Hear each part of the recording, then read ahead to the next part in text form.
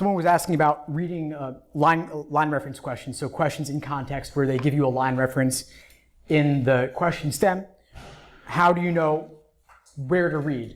And I'd say, honestly, you want to read for context. You shouldn't always limit yourself specifically to that paragraph. I think a paragraph constraint is kind of artificial. LSAT will not include paragraph breaks when they should, and they will when they don't necessarily need to. So I think a paragraph-centric approach may not always work for you, and specifically with a line reference saying, like, you want to look for particular detail referenced in this line, look however far you need to get the context. So if they use a pronoun, for example, like this or these or that, what specifically are they referring to? If they're referring to something, you got to go back until you can figure out what they're talking about, and similarly, go forward to see what the ultimate consequence is of whatever statement they're making. So typically I'd say maybe 3 to 5 lines above, 3 to 5 lines below, but it'll vary. And as far as the question of when to look back when you need to. But if you find that you're looking back too often on average, or looking back for general global questions, that probably suggests that you haven't done enough work to fully understand the passage at the outset.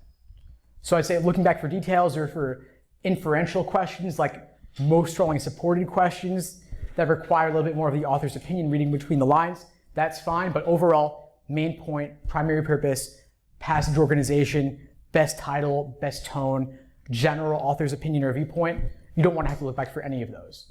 And so that leads me to the idea of doing reading comp in the order that works for you, not the order given.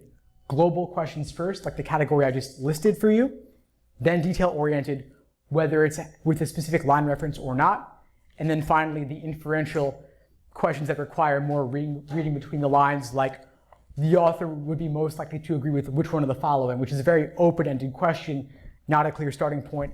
If you have to read back to eliminate things, that's totally fine. Or to, of course, to find the support in the passage for what you wanted as well, totally fine. Breaking apart the reading comp paragraphs when the subject matter is confusing. How do you break it apart? I think in part you break things apart by paraphrasing, going line by line, putting things in your own words to simplify them. If they're using advanced vocabulary, replace it with something more simple. Like the LR question we did earlier, sentient beings, you could say intelligent alien life forms, or just intelligent aliens, or just aliens if your idea of them is already that they're intelligent. I think that can simplify it for you. In the passage that I have on the agenda for tomorrow with the mirrors, from test 71, they talk about front to back versus left to right, and they have a million different names for each one. So I would suggest pick one name and stick with it. In other words, they're using 3 different names for viewpoint 1, 3 different names for viewpoint 2. You don't need to constantly think about all of those names. Just pick one and hold on to that as your anchor throughout. Taking notes. Do you always have to take notes? Definitely not. I personally don't take any notes anymore.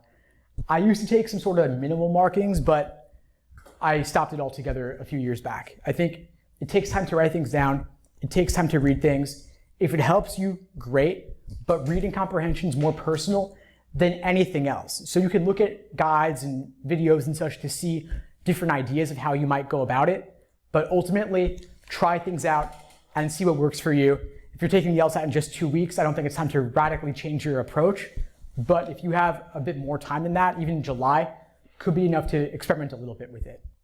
But as for note-taking, keep it minimal. I don't really like highlighting or underlining or circling. I like instead just a very minimal system where you mark in the margins next to the lines in which things appear. So V for viewpoint, E for evidence, and A for advocates, who, if anyone, is promoting a particular position. So VEA in the margins next to those lines. Of course, with the digital LSAT, things will change a lot. No more writing on the passage or next to it. You have to write on your scrap paper to the side instead. But overall, still keeping it simple. If you want to mark down the main idea or the author's opinion, if any, I would list that maybe in a few words just to kind of jog your memory throughout and solidify it for yourself, but I wouldn't do more than that.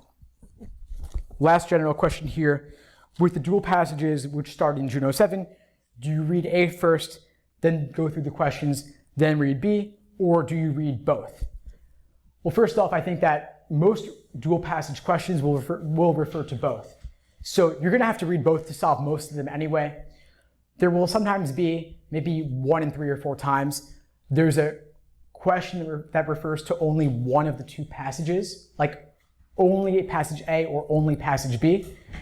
So you could first scan the passage, scan the questions, looking to see if there's a question on only one of the 2. And if there is, read that passage first so that you're not cluttering your mind with what the other one said. Then go back and read the other one, then solve all the questions pertaining to both. This is something you could try out and see if you like it. I think it can be nice, but at the same time, it could be overcomplicating things.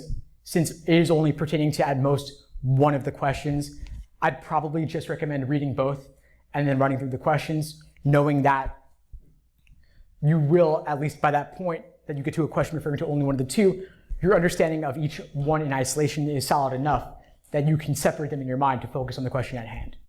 Thanks for tuning into the show. Please subscribe if you haven't done so already to be notified of new episodes as I release them, and feel free to reach out if you need anything at all as you move forward with your prep. I'm happy to help however I can. In the meantime, I wish you all the best and take care.